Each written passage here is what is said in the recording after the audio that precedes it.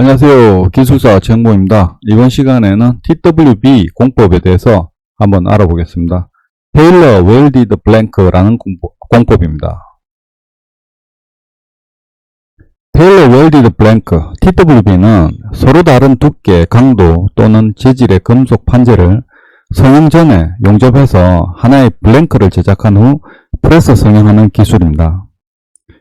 TWB는 마치 양복을 재단하는 것과 같이 서로 다른 두께, 강도 또는 동일 계열의 금속 소재를 필요한 모양대로 절단해서 용접한 후에 프레스 성형하여 부품을 제작하는 일련의 기술을 말합니다.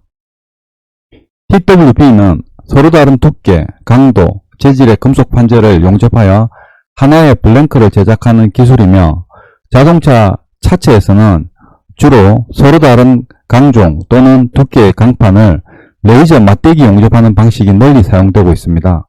차체의 반제품을 생산하는 방법으로 차체 경량화 기술이라고 보시면 되겠습니다. 맞춤형 블랭킹 TWB, 서로 다른 재질 및 두께의 강판을 용도에 맞춰서 재단한 후 접합 부분을 레이저로 용접하는 기술입니다. 이미 이 기술은 차량의 앞 뒷문을 비롯해서 다양한 부분에 적용되고 있으며 10에서 20%의 큰 경량화 효과를 가지고 있습니다.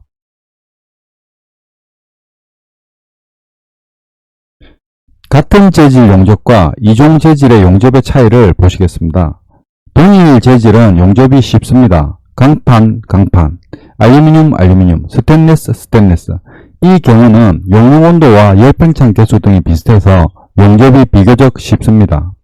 하지만 이종 재질은 용접이 어렵습니다. 연강과 고장역광, DP강과 트립강, 알루미늄과 강판, 스테인리스와 탄소강, 티타늄과 스테인리스. 이 경우에는 여러가지 문제가 발생할 수 있습니다. 왜냐하면 용융점의 차이, 열팽창 개수의 차이, 금속 간 화합물의 생성, 균열 발생, 취성 증가, 잔류응력 증가 따라서 적절한 용접 공정과 조건을 선택해야 합니다. 자동차에서 TWB는 재질이나 두께는 다르지만 모두 강판 계열인 경우가 대부분입니다. 이 경우 레이저 용접으로 충분히 접합할 수 있습니다. 알루미늄과 강판도 용접이 가능은 하지만 어렵습니다. 예를 들면 알루미늄과 강판을 용접하면 철과 알루미늄 금속 간 화합물이 생겨서 접합부가 매우 취약해질 수 있습니다. 그래서 자동차에서는 레이저 브레이징이나 마찰 교반 용접, 폭발 접합, 레이저 접착제와 리벳을 보통 씁니다. 자동차에서는 고장역강을 주로 사용하는데요.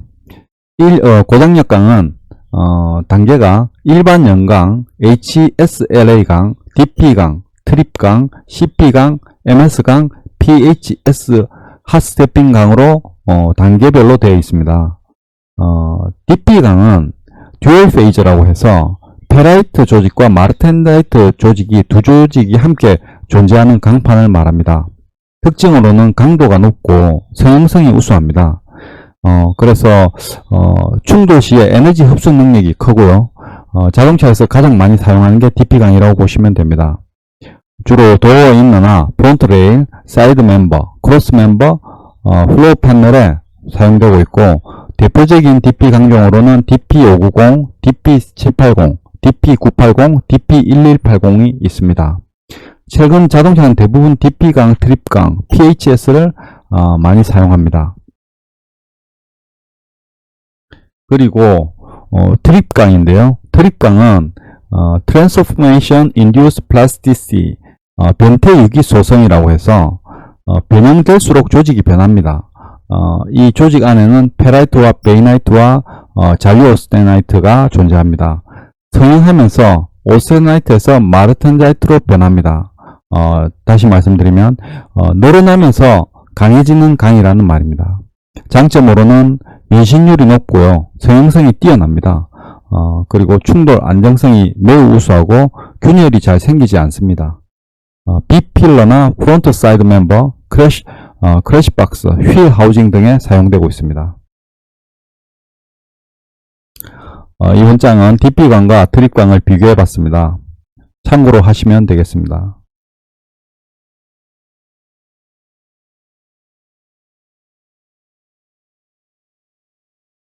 DP광의 적용 부위입니다.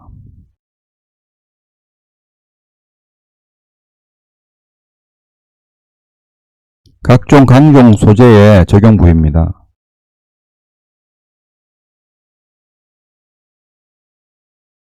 TWB 공법은 테일러 웰디드 블랭크의 약자입니다. 테일러는 보통 재단사 혹은 재봉사를 뜻하는 말입니다. 이 방법은 무언가를 재단하고 재봉한다는 뜻을 담고 있는 것이라 유추해 볼 수 있습니다. 이 공법은 한마디로 서로 다른 강도를 지니고 있거나 혹은 서로 다른 두께를 지니고 있는 강판을 각각 목적에 맞게 배치한 후 용접을 통해 하나의 부품으로 만드는 공법입니다. 각 부위에 맞게 필요한 강도와 두께의 철판을 고르게 배치하여 무게는 줄이고 필요한 부위의 강도를 높이는 방식이라 보시면 이해가 빠를 것 같습니다. 보다 정확히 이야기하자면 굳이 높은 강도를 요구하지 않기 때문에 두꺼운 강판을 넣지 않아도 되는 곳에 불필요하게 두껍고 무거운 강판을 넣지 않는 방법이라고 보시면 되겠습니다.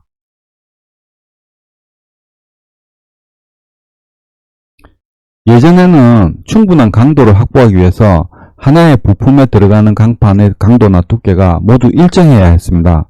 그래서 충분한 강도가 필요치 않은 부분에도 무겁고 값비싼 소재가 쓰일 수밖에 없었는데요. 만약 하나의 부품에 서로 다른 강도를 확보해야 한다면 차후에 따로 보강을 위해 소재를 추가하여 용접하는 방법을 사용해야 했는데, 이렇게 할 경우 이미 만들어진 부품에 또 한 번의 용접 과정을 거쳐야 하기 때문에 용접 부위에 변형도 발생할 뿐만 아니라 그만큼 비용 추가도 발생했습니다. 그러나 TWB 방식의 경우에는 원하는 위치에 정확히 필요한 강도의 강판을 쓸 수 있다는 점에서 최근에 다양한 차종에 적용되고 있습니다. 주로 적용되는 부위는 차량의 문 쪽입니다. 보통 측면 충돌 시 탑승자를 보호하기 위해 강도가 높고 두께가 두꺼운 강판을 적용하는 부위인데, 실제로 충돌이 일어나는 부분은 대부분 문 아래쪽으로, 사실상 위쪽은 굳이 강하게 만들 필요는 없는 부분입니다.